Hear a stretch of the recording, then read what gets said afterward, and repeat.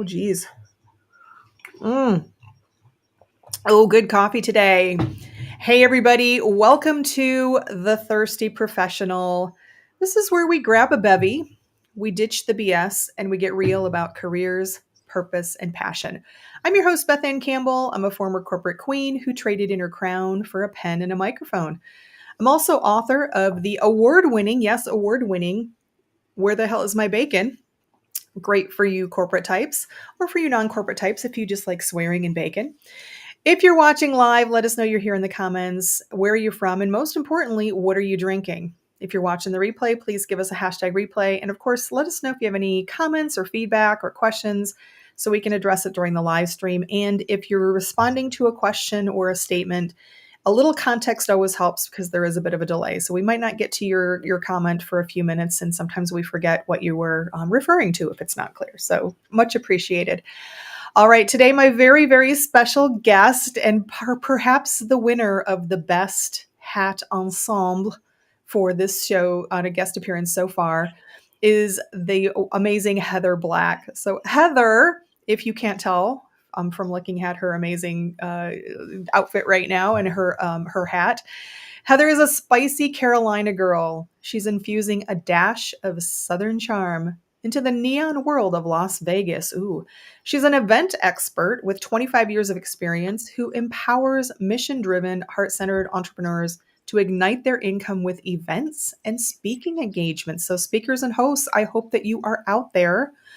Her signature process, the Phoenix effect, raises you out of the ashes of overwhelm, increases your income, and elevates your impact. We'll talk a little bit about that. She's also a badass and a very opinionated woman, and I love that about her. So everybody, please welcome to the Thirsty Professional, Heather Black. Heather, welcome to the Thirsty Professional. Thank you. I am happy to be here. I have my coffee. I have my ensemble. So now I'm happy to know that I've set the bar. Like this is the bar, Oh, right? it is. This is the bar. So I was just telling you earlier that you are the second pink cowgirl hat. However, sorry Doris, if you're listening out there, I don't think you had a tiara embedded integrated into your hat. So it's going to be some competition. But now Doris came with 3 hats, so I will give her that. But Doris had a lovely pink hat, and but yours is, I think, is a little bit more extraordinary.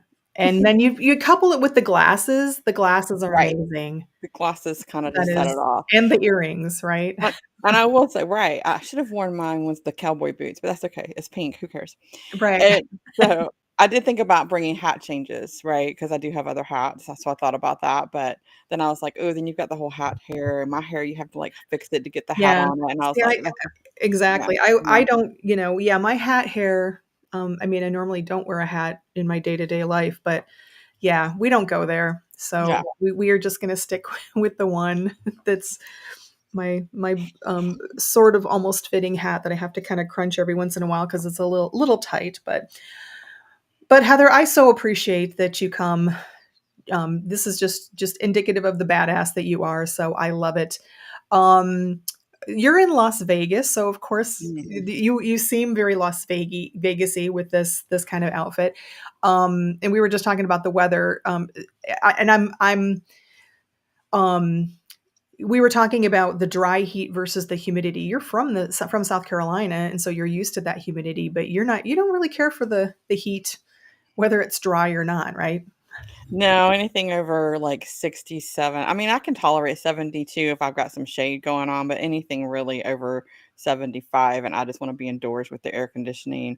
I don't go out when the sun goes down. But here in Vegas in the summertime when the sun goes down, it really doesn't matter. It's still over 100 degrees. At Yeah, night. it's hot. You walk outside and you're just like it's like an oven, but there's no cookies. And it's really just Well, disappointing. that's a crime right there. Right, Do right. you have it like, I know, so I've been to Phoenix a number of times. Do you have it in Vegas where it gets so hot that the planes can't fly? We have had that happen, particularly last summer. We hit 120. They're predicting 125. And I recently heard a climate change expert talking about how Las Vegas is like the I forget what he called it, but like basically you can look at Las Vegas and see what's going to happen with climate change in the world. And he Uh, was like, and human flesh starts cooking at 125. And I was like, thank you for that. I did not need to know. oh, yeah, that was I didn't even know that. I don't I need to. was like, so Okay. basically, this weekend we're expecting highs in the 60s. We're having a little bit of a cool down, but this will probably be the last weekend I go outside until about November. So I'll just be indoors. Now let me ask you this because I know this of Florida from my friends who live in Florida. In Vegas, do you have the people that walk around when it gets to be like, 62, as low as like low 60s, then they're suddenly in like the wool coats or the parkas because it's cold, or is that not a thing in No, Vegas? not in the world, not in my circle. But then my circle is, all women that we have our own personal summers on just unexpectedly when a hot flash comes on. That's what somebody called it. She's like, "Oh, you're having your own personal summer," and I was like, "Oh, yes, thank you for I didn't know." But yes. It's so funny. I never have not had ever had a hot flash. I have witnessed my friends having hot flashes for various reasons. That could be a whole other show. Not everybody has symptoms of hot flashes, but also I've very early on was taking steps to mitigate that. But I did witness a friend of mine have a hot flash, and it was scary. I remember once that I was in a corporate meeting. So I was probably in my very late 40s, maybe around 50. And I was sitting in a meeting, and I suddenly had this sort of flush of hotness for just maybe 10 seconds. And it was came out of nowhere, and it was really weird. And I was telling a friend who's about 10 years older than me, and a coworker, I was telling her about it. And I said, yeah, I think I had a hot flash. And she said, so I described it to her, and she said, no, that's not a hot flash. It's an experience when you have a hot flash. So I am so grateful that I have not had that experience of the personal summer. Um, what is the biggest oddity that you've experienced in the Vegas area? Oh, shoot, girl. I mean, it's kind Like, of known for being, I mean, that's the thing here in Vegas. Like, you could just see anything, like, and that is not an exaggeration. Like, you could see anything. There'll be people walking and you'll be like, "Are you naked? Oh, no, you have on a thong." Okay. Well, thank God. Thank God for that. And so I guess the strangest thing I don't we once saw a car and like they literally had the furniture stacked up on the roof of the car and they were moving. And I was like, I don't think that's legal. Is that legal? Like, don't drive near them because it could fly off. But like yeah, anything goes here. Like, and that's not even exaggeration. When I moved here, I was like, and I came from the Bible Belt, right? yeah, So I come from the Bible Belt to where it's 24/7. Like you could go to the Walgreens and get your antidepressant and your alcohol. I had never seen alcohol sold at the wall. I was like, this is wild. yeah, Like, what in the world? But you drive down the strip and there's all kinds of characters dressed up, even in the heat of the summer. I'm like, God bless them. God bless them. There's Transformers out there. There's Chewies out there. There's Angel Girls and yeah, wow. anything goes here. I know people that have gone to Vegas, never gambled once. They just walk around and look at stuff, look at the lights, look at the hotel lobbies, look at the whatever's this all of the accoutrement of Vegas that's just out there for everybody to see. Never gamble once. Oh, you don't have to. This is a great, if you are a people watcher, this is the place to come people watch, right? And there's tons of beautiful things here too. Like people, we're not just the strip. There's a ton of beauty in the desert. I mean, come in November and December, but so you can go out and see When it. it's But tolerable, when your flesh doesn't burn because it's 125 right, degrees. right, right. But there's just a ton of beauty here. But if you're looking to be entertained, like you can just go and sit down in any hotel, casino lobby and just watch, and Yeah, you'll be entertained that's because what they tell me that they do is that they'll just go and sit in a lobby and yep. watch people come and go. And have you been to any good Vegas shows? I haven't been to shows in a long time, but I used to have they have what's called house seats here. And so I don't know if it's probably in other cities, but basically, if there's a show that doesn't it's not full and there's openings, then you can get tickets a lot of times for free if you're Oh, local. But it's like last minute. So I've been to Carrot Top and I've been to Blue Man Group and ooh, nice. yeah, like for a while I was going on a regular basis, but we haven't done that. It's just so now you have to pay for parking on the strip. And it's Mhm. just like, oh, why do I have to Yeah. pay to come down here and spend my money? Like, I don't want to do that. And Yeah. the traffic down there has gotten so, so bad. So we don't go down to the strip very often, Yeah. but tons of great shows and they've gotten so expensive too. Like the shows Yeah. are, it's like, oh, Yeah. You almost need to gamble and win some big money to actually go to them. I'm going to check in with our comments here. We've got Stella Scott visiting here. Thank you, Stella, for joining us again. She says the fan club has arrived, and Stella's part of the fan club. I love it. She has a latte and a pain au chocolat. Hopefully, I said that correctly. I'll take Deeply that. impressed with Heather even before opening her mouth. Right? She makes a statement. That is, I love statement people. Beatrice is here. Hex, yes, I love the energy here. Stella says, Heather, you are the cookie from the oven that All isn't. right. So you weren't right. Okay, there you go. New perspective. Eileen Pizzi's here. She has her coffee. Thanks for joining, Eileen. Beatrice says, "Yep, been there to Vegas and didn't gamble. Perfect to people in lights watching." Yes, I know. Mhm. I even sometimes will see. Well, so I watched this series called Hacks, and they often do. They're in Vegas, and she started off in Vegas, so it's a show about an older comedian who hires this younger writer. Really good show. But I'm like, just even in watching it in video, I'm like, oh my god, the lights. Eileen says I've never been to Vegas, but I've gone to Atlantic City several times. Well, there you go, like little Vegas.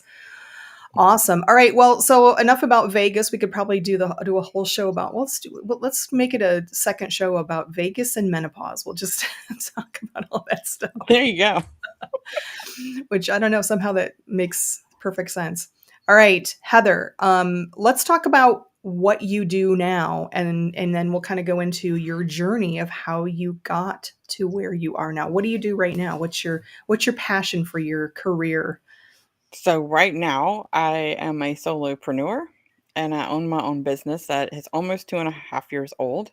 And I help heart driven, mission driven entrepreneurs, small businesses, and nonprofits um, ignite their income with events and speaking engagements. And I help them with kind of a signature process that I've created where we get strategic, organized, and profitable. Because it's not about just being on all the stages, it's not about just having events and hoping it works out. It's really about getting very clear about what your goals are, who your audience is, and what's the best fit for your business right now, and where do you want to go so that we can build a plan to get you there, and then helping you organize all of those details. So you're simply put, you help. Well, I love the detail wrangler part of it too, but you help people mainly. It's correct me if I'm wrong. Host events, set up and host events, and everything that goes along with that. Is that a fair statement? I don't want to diminish your. I know you're the chief executive of event hosting. Is that what you called it? I call myself the chief event officer. I call myself a lot of things. But yes, I help them figure out what events they should have, because a lot of people, particularly if you look at Instagram or Facebook or any of those things, they'll be telling you should have a retreat, have a 7-day international retreat. I help them figure out if that's really right for their business. If that's their goal, I help them figure out how to get there and how to do it in a way that is organized and profitable. And then I help them also get on more stages. If you're a business owner, you're a speaker. That's the bottom line. And so you should be speaking.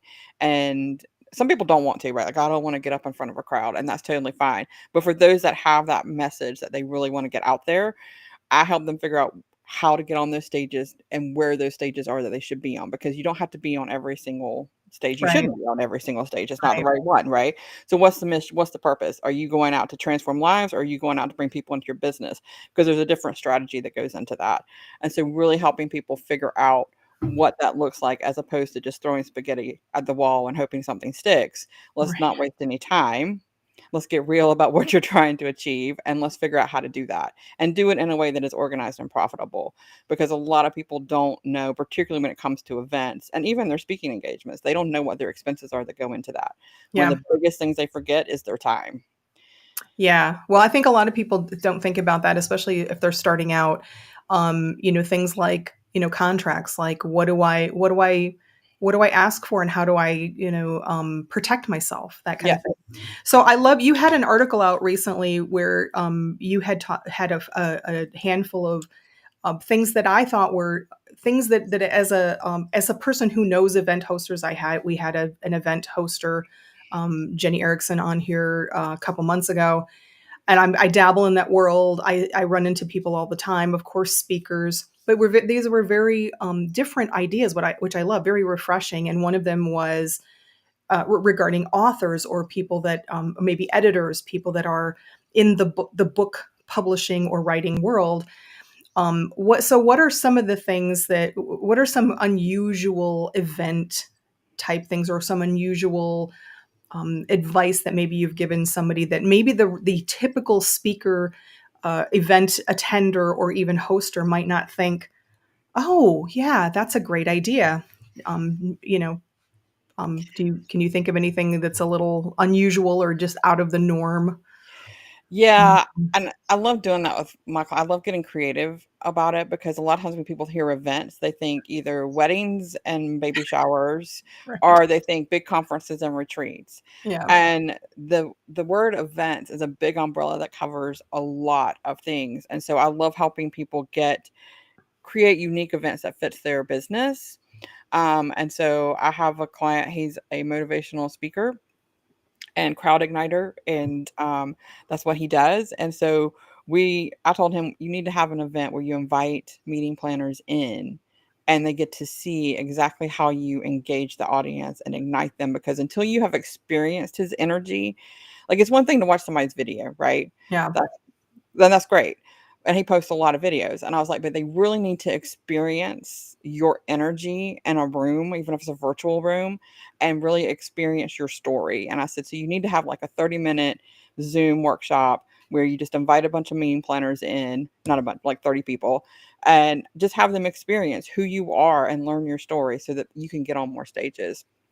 He did a little something like that, but he did something different. But Well, that because, sounds like a great simple thing for yeah, anybody out there who's thinking, and I've actually thought about it for myself, even when I was dabbling in coaching, I thought, I should just have well, even before that, when I was in my corporate rant days, back working in corporate, I thought I should just hold a call for all of the people that are just struggling and just let them get out there and talk with other people and the energy of course you've got the host, but of also the energy of the people off of one another and understanding that, oh yeah, we're all different ideas and different perspectives and how to handle things and stuff, a little different of a twist, because it would have been probably more therapy than event, but I love that idea because it's so simple. It's it so is so simple, and if you have a business, you should probably be doing something like that. It doesn't have to be elaborate. It can be a virtual event or just to get to know you at a coffee shop where your potential clients can come in and get to know you, because they're not going to work with you until they know, like, and trust you, right? yeah, And that level of know, like, and trust, particularly if you're in the coaching industry, if you're in that service industry, because in some ways it's flooded with people that say they can do the thing and then they can't do the thing. And I've been burned. I know there's other people on this, watching, that have been burned. And so I'm even more hesitant to hire a coach or to hire someone to help me with the things that I'm not good at, because until I really know, like, and trust them. And so having a short 30-minute educational, informational, fun, you can make it fun event so that person gets to know, like, and trust you. You're going to build that relationship much faster. I think that's a great idea. I have, yeah, Lion Flood's joining us, and he's in the house. The party can start now. Thank you, Lion. And he said, heard someone say virtual event, and his ears perked up. So Lion has an academy that helps people improve their virtual presence, and he was a guest on our show a couple months ago. So great timing for this topic. What was I going to say? So, God, I had a thought. I had a thought and it went away. Oh, trust. So Yes. it's very interesting because as you're talking about building trust, and you're the first person that I've heard talk about it in this way, and it's striking me because it's reminding me of how ubiquitous earning trust is everywhere. Because I have wrote about it in a couple books in the corporate world, where you have it's sort of similar to when you get the new CEO or the new executive VP that comes into your department and just starts changing things left and right. They don't establish trust. They don't try to understand what you need from them and what they can help with, and how maybe you can actually help solve problems. They just start changing things, and it's kind of the same thing. And I never thought of it in that perspective in the world of I'm a business owner or I'm a speaker and I am just coming out here going, "Hey, hire me," or "I want to do your thing." And people are like, I don't know what you're I don't know who you are. I don't know. I don't especially if it's something that you're speaking about or a hosting event, which a lot of people do, where the topics might be a little intense sometimes. You have Yeah, to build that trust. you have to have the trust. And, it's one thing to look at a static post. It's another thing to see somebody's video. But sometimes when you get on a call with them, there's a disconnect between, because a lot of times people are putting out what they think they're supposed to be, right? Yeah. And there's a lot of that. Particularly, that's one of the things and that I've learned since becoming a solopreneur, is there's a lot of what you're supposed to do. There's a lot of what you're Shoulda, woulda, supposed to couldas. do. Yeah. Yeah, and I'm like, I'm Shoulda, just gonna show woulda, up and be myself, and if people like it, great. And if they get on this call and look at that and go, "That girl's crazy. Look at that hat. Like, she's wild. This is who I am." And so but they're when you gonna work remember you also too, so that's very true, but this is who I am. This is how I'm gonna show up, and when you get on a call with me as a client or as a maybe you wanna work with me, this is exactly but I probably won't be wearing the hat, yeah, I'll be real about it. But yeah. I'm gonna have on crazy earrings, and I'm going to be in pink, or purple 9 times out of 10, and I just try to be authentic, and when you become authentic and when you show your true self, it builds that know like it because people can smell BS from a mile away, or at least Oh, I can. well, that's why my tagline is "Drop the BS." One of my, I know he's a little, so you either love him or hate him, but Gary Vaynerchuk has a quote from a video that I saw on him once. I have it written down somewhere in my vicinity on my, not my vision board. Somebody had a wall of awesome or something like that. Anyway, it was something to the effect of I'm willing to deal with the ramifications of being my full self. And I interpret that not as that, screw you if you don't like me, but more I'm going to be my same self. Even I may not be wearing the hat, but my personality is the same. I'm still a little sweary. I'm still a little sarcastic. I still like to have fun. I'm still just going to try to be a kind person. And if that doesn't resonate with you, that's okay. But do you find, because you tend to be somebody who likes to make things fun, have you had people that come into your world looking, maybe as a potential business opportunity where they just were not a good fit because they thought maybe you were a little over the top? I don't haven't had anybody yet. Just another underscores that badassery is a good thing. Yeah, and I think a part of that is just because I show up in networking events. I show up on my social media as my full self. This is me. I tell people, I know I'm not everybody's cup of tea because I'm not a cup of tea. I'm a double shot of 100 proof vodka, and I am not for everybody.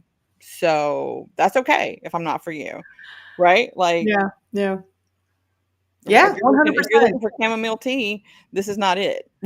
Look, I prefer over the top authentic to understated fakery any day, and there is so much of that out there. One of the reasons that I wanted to start this live is because there's just so much smoke and mirrors out there about what it's like to be an entrepreneur. It is hard. There's a lot of Lion Flood had a great quote, something like, the streets aren't for everybody. That's why there are sidewalks, right? So because if you're going to be on the streets, it's going to be some work. It might be a little risky. It's going to be so yeah. I just love that kind of authenticity.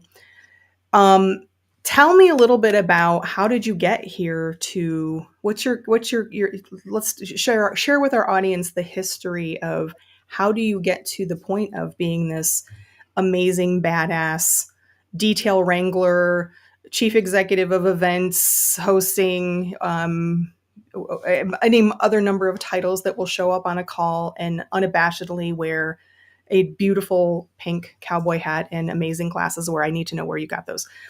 Tell us a little bit about that journey.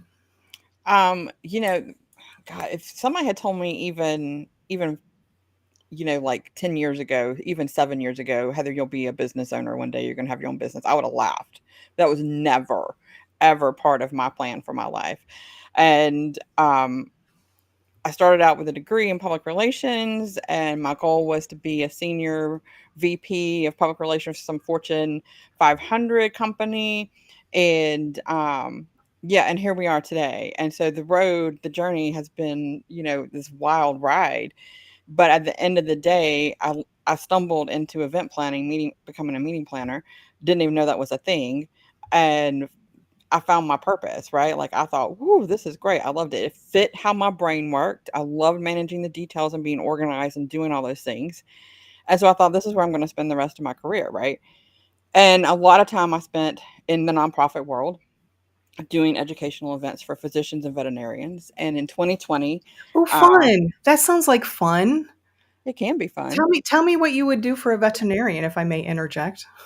Oh, yeah, so I used to work for a company, and they'd actually did, like, hands-on trainings for Oh, okay, yeah. veterinarians. Yeah, and Nice. so, yeah, we would do these we had a huge, 15,000 plus person conference here in Vegas for 4 days out of the year. So Were there tons of puppies? Were there puppies there? Yeah, they're absolutely puppies. One year we had a sloth, A real sloth. a real sloth. A real sloth. Is that how Yeah, you came to love sloths? Because I know you have a sloth. A I actually have probably about 20 sloths. But yes, I have a sloth that works with me. She's my little assistant, my little event expert. No, I just came to love sloths because I love the movie, Zootopia, oh, and I yeah. love the sloths in there that work at the DMV, like, it's just like that was just, like, one of the funniest scenes I had ever seen, and so my fiancé, because we were just dating at the time, he crocheted me Flash, the sloth from Zootopia, Nice. and so it just kinda started a whole thing. I do love Yeah. sloths, they always smile, and they're very, they just seem so happy, and they're so Yeah, laid happy and back, right? gentle. All Yeah. right, so you did events and there were puppies, so I'm already in Yeah. love. Yeah, But there were events and there were puppies, and, 2020 happened, and I had the he opportunity to work from home. Heather, Mhm. every single guest that I have on this show, I swear, 22, the COVID era is going to be known to people as this is the era that was a game changer for me. As horrible as it was, there almost every guest I've had on here will be in the middle of their journey and then they go, and then COVID happened and boom, there's some pivot. So just wanted to observation. No, I think that that's very true for a lot of people, and for me, the pivot was suddenly I was working from home, and suddenly, I, wasn't working 50, 60, 70 hours a week because we weren't doing live events, and, at that point in time, uh God started talking to me because I'm a Jesus girl. So God started telling me I needed to start my own business. And I was like, oh, you're so cute. No, but thank you. Right. Like I'm approaching 50. I need to be thinking about retirement. I do not need to be taking no risk, starting Yeah. no business. That's crazy. But Thanks, thank Big you. J, but let's Yeah. just, go back to Yeah. healing the sick and let me just do my thing. Clearly you have me confused with a woman in Minnesota. Please track her down and let her know. And so, over the course, so he just kept on. I mean, he literally used a pigeon in the road, Marcus Lemonis, and Cameron Hughes until I finally was like, okay, I guess that this you're serious about this. And so in June of 2022, I started working part time. Actually, I turned in my notice and started working part time in July of 2022, trying to figure out how do you start a business? Like, what is my business even going to be? Like, what in the world am I supposed to be doing here? Which is I love this because this is what so many myself I struggled with.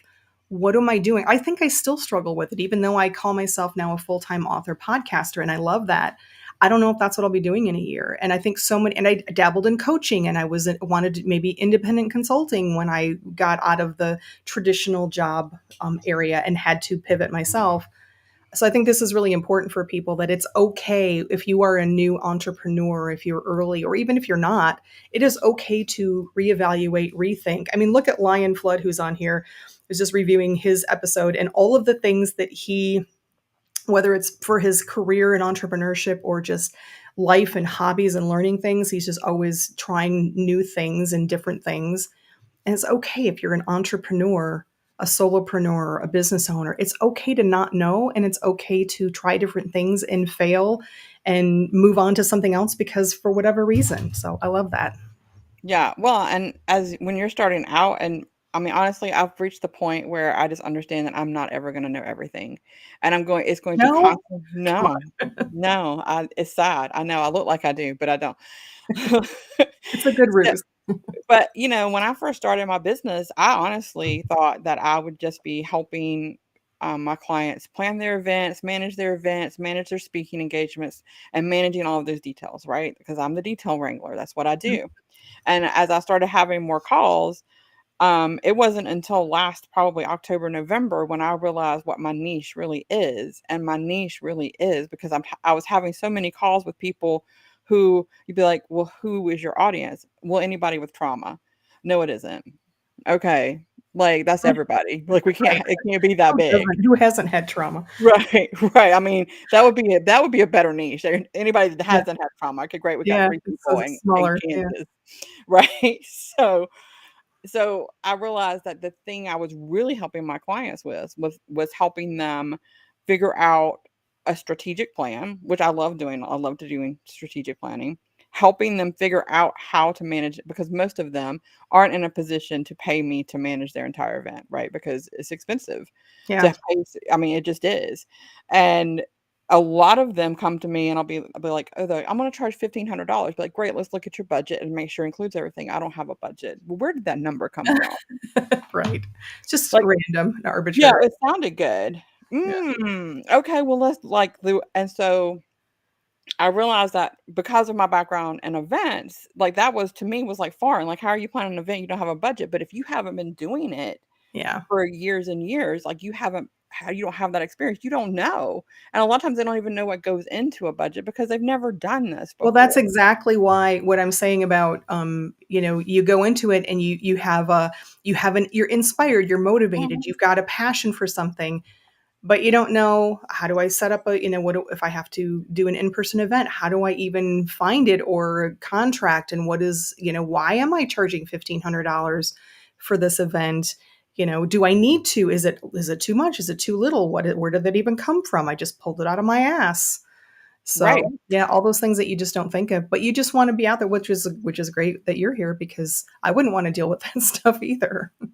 No, and that's the beautiful thing about how I partner with my clients is it isn't just about helping them figure out in some cases they don't I know I need to have events. I know I need to be out there. I just don't know what I need to be doing or I really want to do something creative. I don't want to do another virtual event, right? Or Yeah. I don't want to just do an ordinary. We want to level it up, right?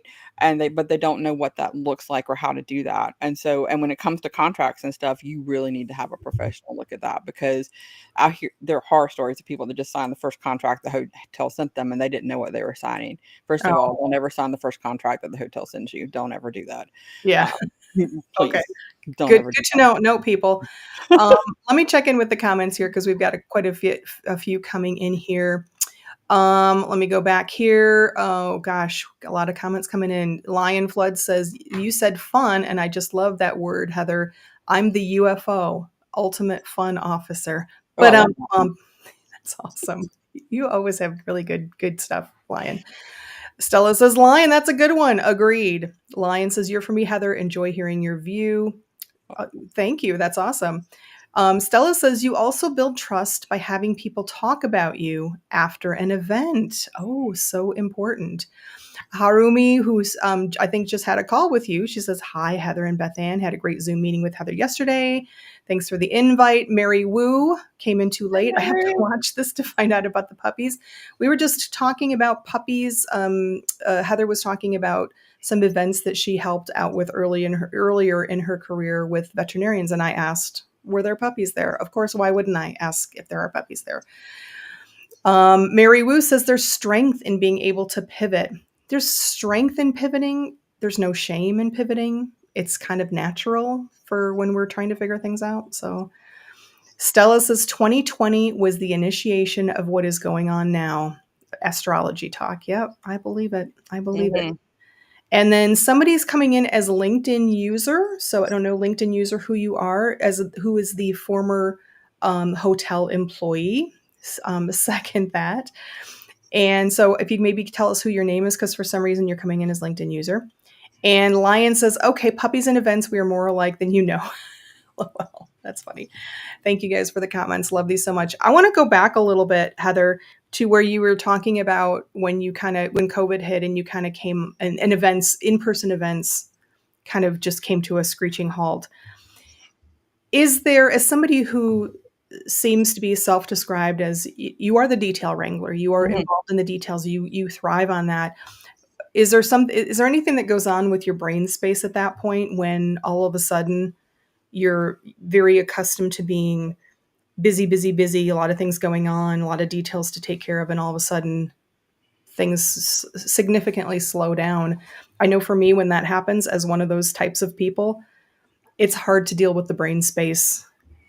Did you find any difficulty in that, or were you able to immediately pivot easily? Uh, n the struggle for me when that happened was because I'm a planner and I'm a detail wrangler, right? Like, I plan everything. Like, I am not spontaneous. I've been spontaneous once in my life, no lie. Once in my life, and loved it. It was a phenomenal experience, and so I set a goal to be spontaneous once a month and, to plan to be spontaneous once a Didn't month, and my happen, friend did was it? like, "That's not how it works." I was like, "Well, I'm gonna figure it out." So, I'm going to, I'm gonna plan to be spontaneous, and,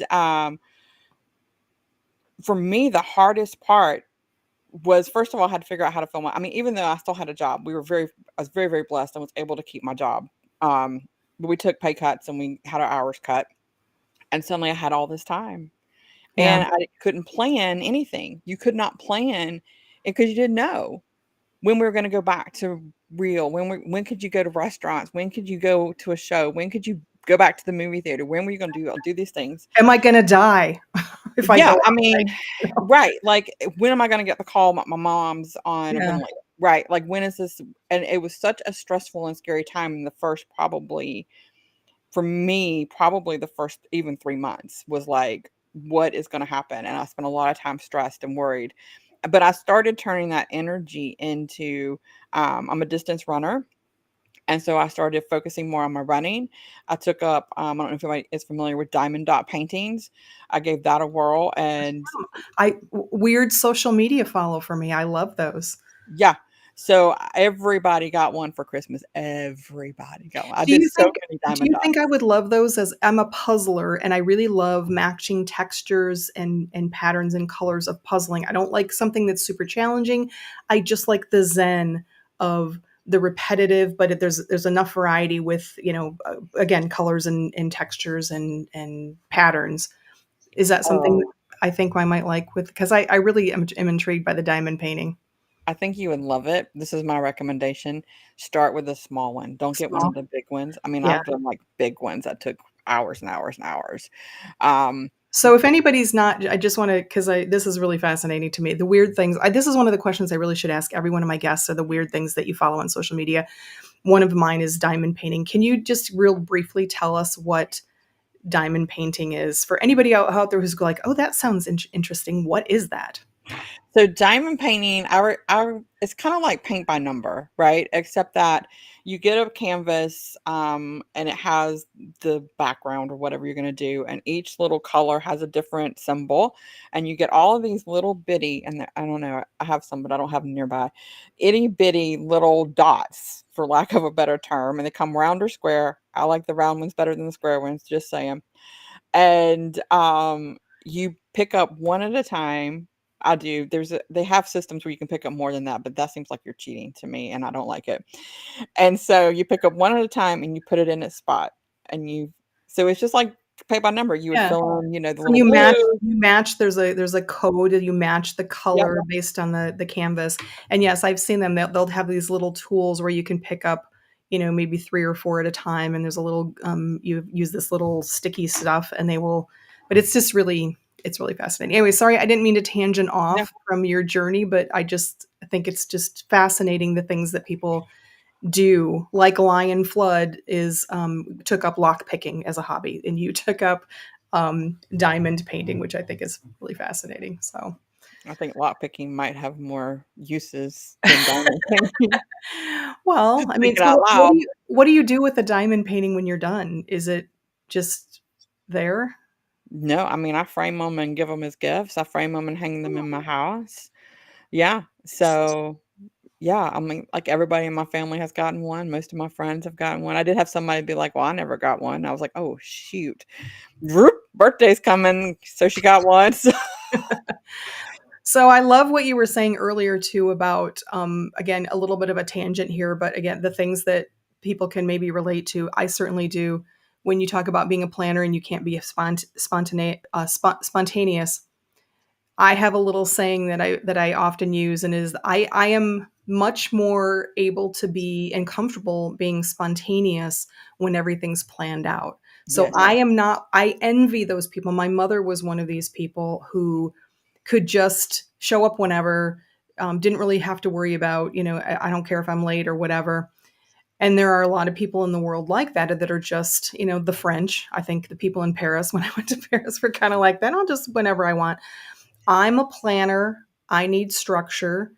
And when I have structure in my life, whatever it is, whether it's a vacation or work or life or sitting down at my computer every day, as long as I have that structure, I can be spontaneous much more easily. If I don't have the structure, I'm a wreck.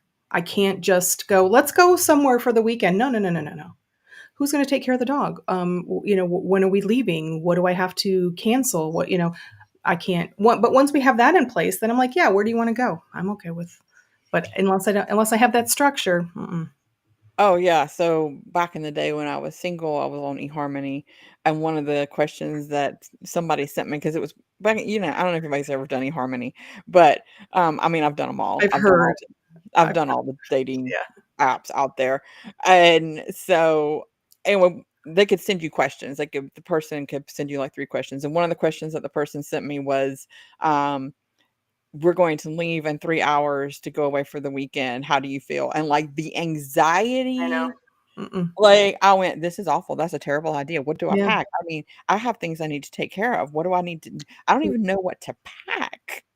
How do I feel? I feel like you're not right for me. Swipe Right. whatever, Yeah. away. Yeah, I was like, "No, goodbye, but thank you." Bye bye. Yeah. Yeah, it's amazing when you have people in your life who understand that. I think my husband has grown to understand because I think my husband's a little bit more spontaneous, right?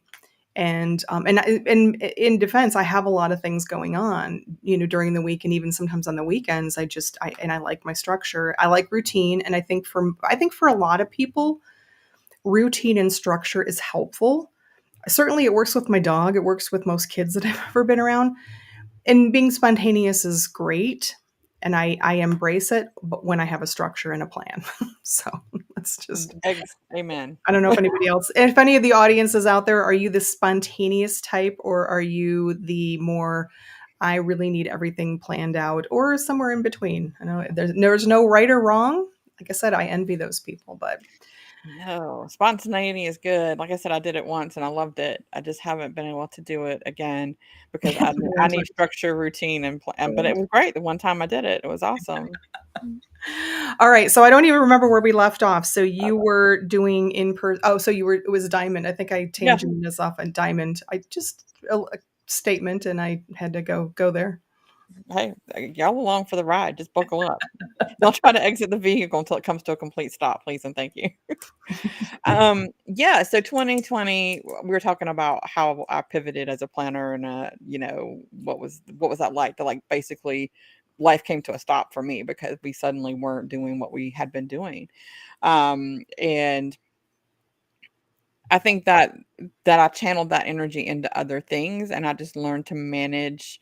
My faith was a big thing. I just had to trust in the Lord and lean not to my own understanding because it was very stressful for me. And I understand that for other people, not so much. Sorry, I don't know why I have an alarm set. So Because you're a planner like me, I have goes off like randomly. I'm like, well, that was for 4 weeks ago, but I just never, never turned it off, but thank you, alarm.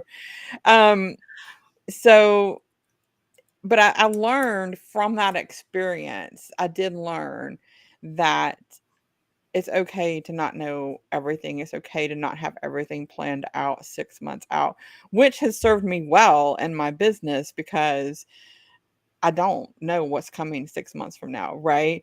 And so and when you're setting up a business and you're figuring out what you're going to do, and for me, and I don't know, I'm sure there are other people like this, but there was so much misinformation out there that I thought was real. Like, oh, I was going to have my full time salary replaced in 6 months.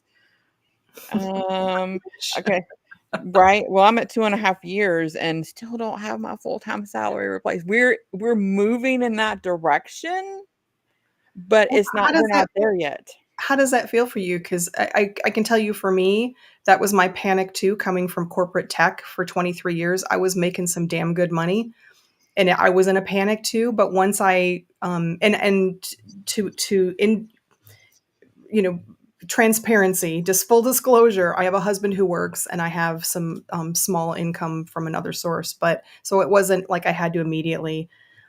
But we had to make some changes, and I thought we're never going to be able to. I'll have to go back. And once I realized that I didn't have to go back, it was the happiness and the joy was just so much more important than the paycheck. Not that I don't want the paycheck and not that I believe I will get the paycheck, but I mean, was it, is the trade off worth it? So, yes, I think so. And I think I've learned that I don't need all the things that I thought I needed. They were wants, not needs, right? Yep. For starters, you figure out what you really need. Hmm. And now I treat myself with some of my wants, and I can still do that, and that's amazing. Um, but you prioritize differently, and I definitely see this year, I see that shift happening in the business, but it's a process, and I think that a lot of people, when they start a business, don't understand the process, that like, I had no network really of people that Yeah. could use me, so I had to build that from the ground up. And that takes time, and again, it goes back to that know, like, and trust. I have a client I'm working with right now, it took me a year of connecting with her and talking to her and Yeah. having those things before she was ready to pull the trigger and work with me, and looking back now, if there's anybody on this call that's watching the replay, if you're thinking about starting a business or you're just starting out, take these 2 pieces of advice. These are the things I wish I had done differently. 1, I wish I had started networking much sooner because I was almost a year into it before I started networking consistently. You don't have to have your elevator pitch perfect. I'm still tweaking mine every single week, just about.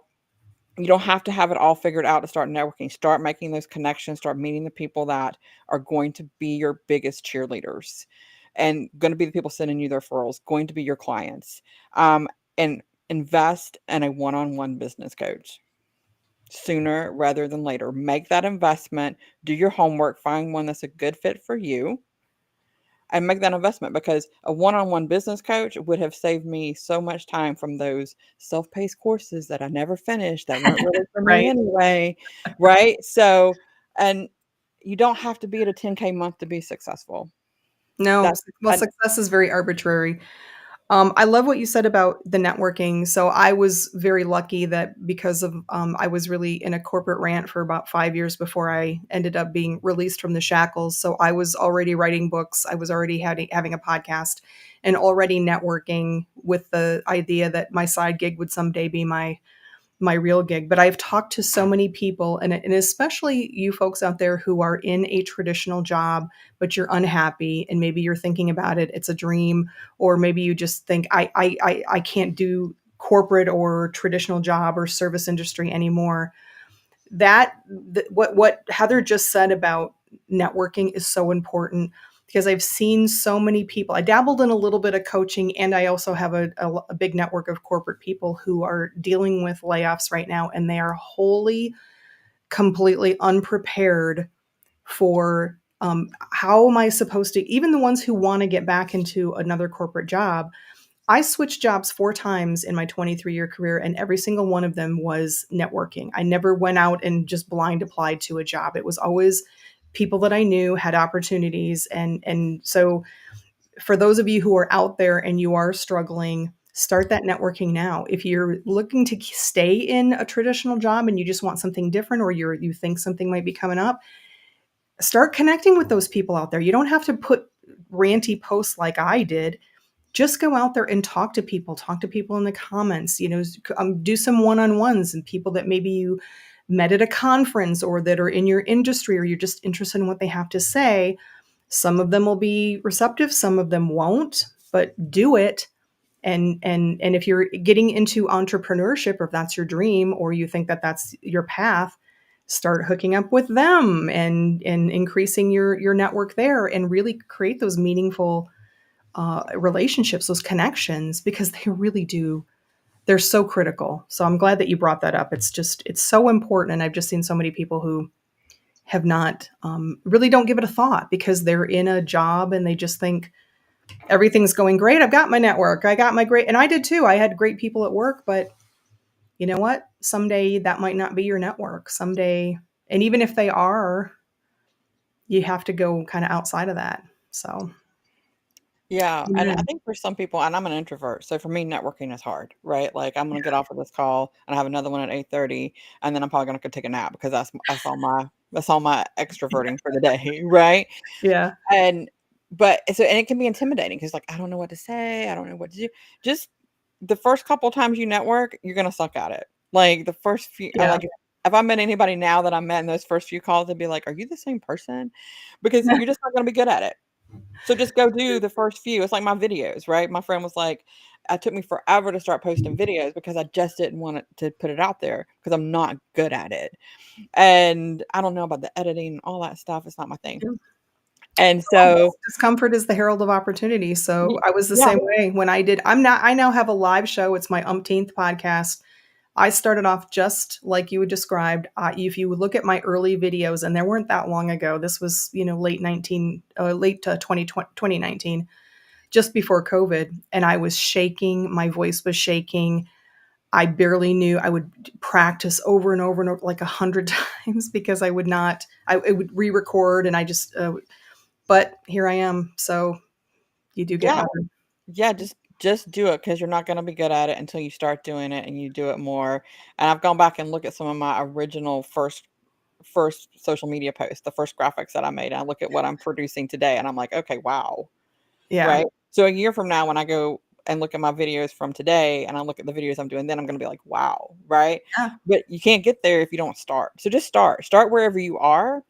Be prepared to do it imperfectly because it's not going to be perfect, right? Progress over perfection. Just take the steps. Do it afraid and be messy and just do the damn thing. I love it. Be messy. I told somebody last week I'm going to start a merch, sayings from all of my guests. And so be messy is perfect. Lion would say start ugly. Just let yourself not be perfect, and that's okay. Whether you end up even posting anything or not, just do it. I want to just jump into our comments real quick here. So apparently our LinkedIn user is Chrissy Mellinger. So thank you, Chrissy. Sorry. I don't know why it's not showing up for me. It looks like it might be showing up for somebody else, but that's okay. You know what? Social media platforms are glitchy. LinkedIn's probably making an update. That's what happens. If you ever have something weird happen and you go, what? Why did somebody block me? Probably an update. Okay, let's see. Ba, ba, ba, ba, ba. A couple people saw Chrissy too.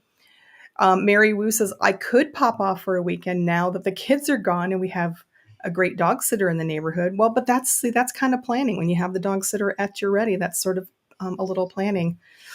Chrissy says, somewhere in between, as long as my dogs are taken care of. See, that's a big thing for me. Do you have pets, Heather? I Other don't than your have sloth? Your I just have my sloths. I don't have any pets right now. I used to have cats when I moved cross country. I brought 2 cats with me. That's an experience to bring 2 cats 3,000 miles in a car. No, no, thank you. But at the moment, we don't have, any pet. I just have my sloths, and they're a handful, so I think cats are a little bit easier for a weekend because I used to have cats too. I kind of miss cats. I have a dog now, so dogs are a little harder. Cats are pretty easy. You can, if you have a healthy cat, indoor cat, you can leave for a weekend and you're fine as long as they have food and water and maybe you have somebody pop in or you just have a camera or something. You're fine. But dogs and kids a whole other thing. So yeah. yes, I understand. Stella says yes. Beth Ann, puzzles. I know puzzles are. Do you do Heather? Have you done jigsaw puzzles? Are you into those or not? Not so You much. know, it's funny because I always look at my events as jigsaw puzzles, and you bring all the pieces together and you make the Mhm. perfect thing, right? So you Yeah. would think that that's my thing. I'm not a big fan. I don't like Mm. them, and if I My can't husband find says the same thing. I don't think yeah, he's like, if I why? can't find where the piece goes, just bring me the scissors. It's gonna go right here. This is where it's gonna fit. It's fine. I get frustrated. It's So funny. Yep. A lot of people do. You love them or you hate them. Mary Wu says, I'm like Pavlov's dog. Alarm goes off, drink water, alarm goes off, get up and move. Yeah, I'm kind of the same way with my schedule. What's your first thing that you do in the morning, Heather, when you get up? Do you have a morning routine? I get my coffee because that makes me human, instant human. Just add coffee, Like and coffee, instant human. yeah, right? Like, that's like, don't talk to me until I've had my coffee, So and many things I'm going to steal from my guests and it's then put them on dangerous. t-shirts and mugs. So my niece has, decided that we're gonna start a t-shirt company called Hetty Says, because she calls me Hetty, that's my nickname, Hetty, That's and what I so used to call my cousin Heather would be Hetty. Yes. yeah, so she says, "We're gonna start a t-shirt company called Hetty Says," and so far we have, "If life was easy, it wouldn't be this damn hard," and "Do your relationship sucks? You're the common denominator." Those are the 2 we're starting with. Oh man, we could do a whole episode on that one. I We love it. could. I It love would it. have to be I'm happy telling you. hour, though, with alcohol. I get so much good one-liners from my guests. It's amazing.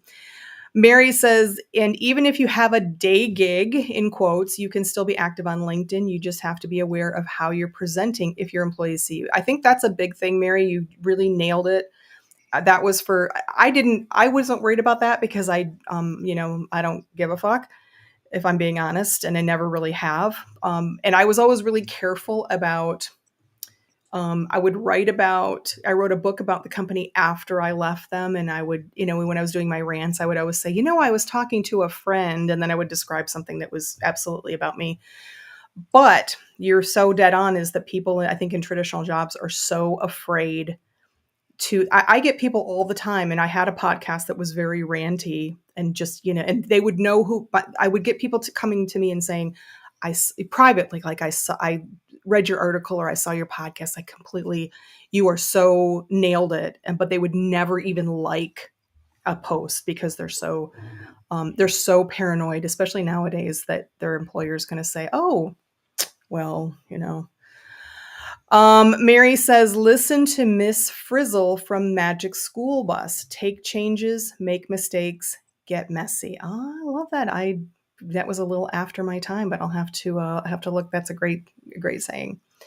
Stella says, I'm not. I look spontaneous to others, probably because of my loud laughter and capacity to improvise and implement on the spot, but deep down, nope. Stella, I same thing. People probably look at you and I both, Heather, and think, "Oh, these great spontaneous the ability to actually carry on a conversation and jump into tangenting off and taking different paths." I mean, that's a skill, but that's not to me. That's not about planning. If I could tell you what I go through to make this show happen, I've got templates. I have a checklist of things. When do I send out an email to somebody? When do I send them the link and how many times? And when I get put there, I mean, it's all that's all the planning part. If I didn't have that, actually, I'd probably still just sit down and have a good conversation. But it makes it easier. Just saying. Well, I mean, I can't tell you the amount of time over the last week that I've spent going through this conversation in my head and thinking Yeah. about questions you might ask and coming up with answers for those. Did not know we would talk about diamond dots, so that was spontaneous. We'll just go with that. Well, that's why I love I specifically bring people on who can talk about anything because it's very rare that we just in fact, I don't like it when we're just stick strictly to what do I do and then let's talk about what you do. I mean, that's great. We want to talk about that. But I will tell you, Heather, you, I had the least amount of notes because I really didn't know what we were going to talk about. Now, I always have anybody who's been on my show, especially if I didn't know you first. I have a list of questions that I always keep at the ready. Sometimes they just get answered, but you actually answered one, which is what would I change? Is there anything you could change? But I have a set of questions at the ready just in case. But most of the time, I also have some notes, like things that I'm interested in asking about. And with you, I had just three, like really two bullet points of just don't forget to ask about, like the Phoenix effect, because I don't want us to get off before you tell us about what is the Phoenix effect, because I know that's kind of your signature. So why don't we just segue right into that and get that because we are going to be wrapping up soon, folks. If you have any final thoughts, comments, questions, throw them in the comments because we're going to be wrapping up in just a couple minutes, and there is a little bit of a delay. So with that, the Phoenix effect. So the Phoenix effect. So my business name is Phoenix Collaborations. I'm all about rising from the ashes and becoming better than you were before. Love And that. you don't have to burn down necessarily to do that, just so y'all know. You can still rise and be better. But the Phoenix effect is basically where we get strategic, organized, and profitable. And we put those three pillars of success into place so that you can achieve your biggest dreams and you can rise above where you currently are in your business and achieve those both biggest goals. Whether that's you want to be on a stage making 25K for speaking engagements, or you want to be having that 7-day retreat in Bali, right? Whatever that big dream is, when we put those pillars of success into place and that's the foundation you're working from, then you can achieve those goals. And that's what the Phoenix effect is all about, is about helping you rise above where you are to achieve your biggest goals. So this is really, in lay terms, this is your proprietary process for how you make this all happen, right? So Yeah. that's this is your program. If you want to, program is probably not a great word, but okay, awesome. Well, folks, get in touch with Heather and look that up. I want to go back to the excuse me, final comments. Stella says also most people think artists are so inspired and spontaneous. I'm an opera singer too, and a dancer. But in reality, we must be very structured, disciplined, and planned because when the date for the recital is set, it will be done on that day. Very true. Very true. I think there's a lot of misconceptions about planners, right? That we're just not fun, that we're stiff. Obviously, if you take a look at Heather Black here today in her amazing outfit, Harumi says, thank you so much for the great morning starter. Lion says, that's great. I just shot from the hip. I wish I was organized. But you know what, Lion? That's okay. It's not a right or wrong. I envy people who can be more. I wish I could be more spontaneous. Sometimes it does feel stifling. Do you feel that too, Heather? That sometimes it's like, God, I wish I could just go off for the Yeah. weekend. Yeah. I mean, sometimes I wish I could just take the afternoon off and not have to worry about what's left on the to-do list, like Yes. just, okay, I'm just out of here. And so I'm very envious of people who don't have a place for everything and everything in its place. And, they can just shoot from the hip and just go do the thing. Like I got a plan for a week because I mean, next Saturday I'm going to a movie and I'm planning it now. Right.